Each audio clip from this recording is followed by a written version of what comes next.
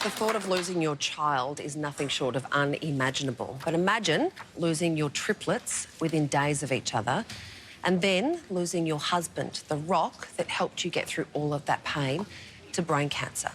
That's the reality Sophie Smith faced, but now she's channeling her immense grief into doing good and helping other families. And she joins us now, along with Emily Davis and her daughter Charlotte, a preemie baby who is nearly 1 year old. Welcome to the show. Thank you. I had to give you a hug before the interview because I just cannot imagine everything you've been through. What was that like, giving birth to these 3 beautiful children and then...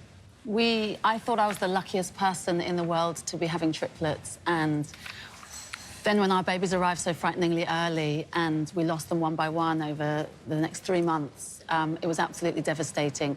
But after they died, my husband Ash and I, we were determined that this was not the end of their story and that something good could come from them. How early were they?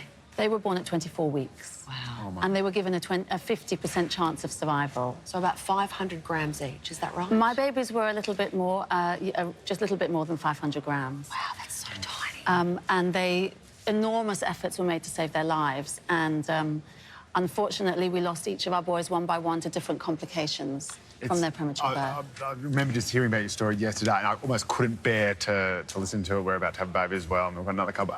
Talk us through how you lost it, because part of the cruelty and the horribleness of this was that it happened over, as you said, over a period of about 50-something days, and one by one. Well, actually, I'm really grateful for the time that I had with each of my boys. I'm so grateful for the staff at the neonatal intensive care unit at the Royal Hospital for Women for everything they did and for the time they gave us with our boys.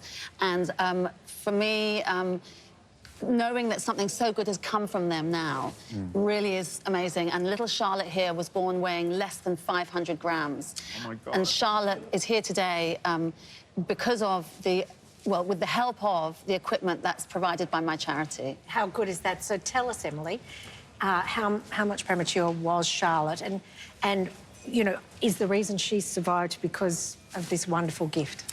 Oh, exactly. Charlotte was 26 weeks, so she was quite early, and she was born at 498 grams, so quite small for that, because she was severely growth restricted. But it's because of Sophie's boys that Charlotte is here. It was the life-saving equipment that is funded directly by the charity that... I mean, a lot of people... we could take Charlotte I was going to say, a lot of people will know this, but I think the average weight of a newborn baby is about 3.5 kilos, so we're talking 1/7 Yes. of what a baby should weigh when it's born. Oh, it's just And the money that we've now raised $3 million. Oh, my God. We're now a registered charity running for premature babies, and we're now supporting more hospitals. And my dream is for every single one of the 26,000 babies born prematurely in Australia every year to have the very best possible chance of survival.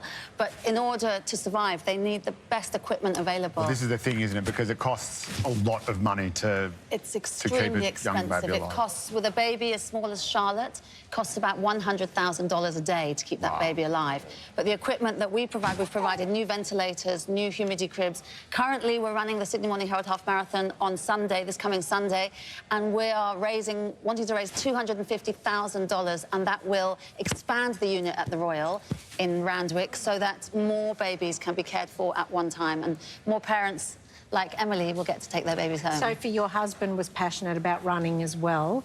Do you feel him with you when you run? Absolutely. Ash was by my side every step of the journey through the birth and the deaths of our babies. And then as I started running for premature babies, Ash was there with me every step of the way. And losing him was absolutely devastating. But now I want to continue to do this work, not only in memory of my babies, but also in honour of Ash. And I definitely feel that he's by my side. How many and he'll be on Sunday. How many half marathons have you run? Well, this will be our 13th Sydney Morning Herald Half Marathon. Wow. And the $3 million we've raised has really been raised through this event. Isn't that almost entirely. Wow. Have you thought about doing the full marathon? Because, you know, it's a bit soft. I've got to say so, but I don't feel like you're really committed. I'm training for the Gold Coast Marathon this year. We've also done Chicago and New York marathons with the charity. And in October, we're also taking a team to Nepal to run a marathon in Nepal. Whoa. So if you'd like to join us... Oh, my gosh. I've actually been thinking about it because I've done a couple of halves. I've never done a full... No. Well, It's not too late to join her team, Jo. It's not don't think. Too late to join our team on Sunday, even. But Nepal, are you insane? No, Sunday. The air, no, but forget about it, the air, because you know what I'm talking about. The thin air makes it incredibly hard to do. Yes, yeah, it's a high-altitude marathon. Is it only runners? Can people who, like me, who can't run? Absolutely. We have... you can join our team in the half marathon this Sunday, but for people who are not runners but would like to walk, we'll have a team in the city to surf in August.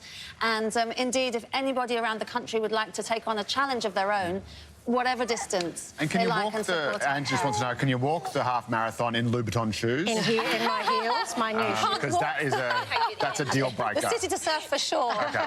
I need to ask Emily, given the beautiful Charlotte we have here, thanks to all of that work, what's her prognosis? What sort of life is she going to have?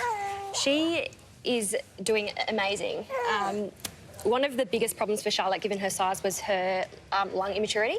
And one of the pieces of equipment that was used for her was some latest technology that basically wasn't an invasive treatment, so it really helped with her lungs, no damaging of the lungs. So it's given her a really good outlook with her breathing. Can you let out a big scream when you want to? She definitely can. We'll get Jo to tell you a joke. The ventilator that Charlotte used was one provided by our charity, and it was one of the very first in the country. If that ventilator had been available 13 years ago, then certainly my baby Jasper, who had suffered the same as Charlotte from chronic lung disease, that would have saved Jasper's life. And so for me to know that, sadly, Jasper's life could not be saved, but little Charlotte's could. And there's so many babies being born around our country, and they need equipment like this to survive. Oh, my God, what a great cause. And how old is Charlotte now? She is 1 in about a week. Wow. Yeah. So just about to have her first party. Yeah. Well, for you to be channeling, to be able to channel all that grief into something so special, you are such a special lady. Thank you very much. If anyone would like to join us this Sunday, do it. Then we're still after runners, or if anyone would like to donate, they can jump on our website, Running for Premature You can take my spot, certainly in the Nepal trip. Head to runningforprematurebabies.com, whether you are a runner or not. Sophie, Emily, and little Charlotte, thanks for joining us.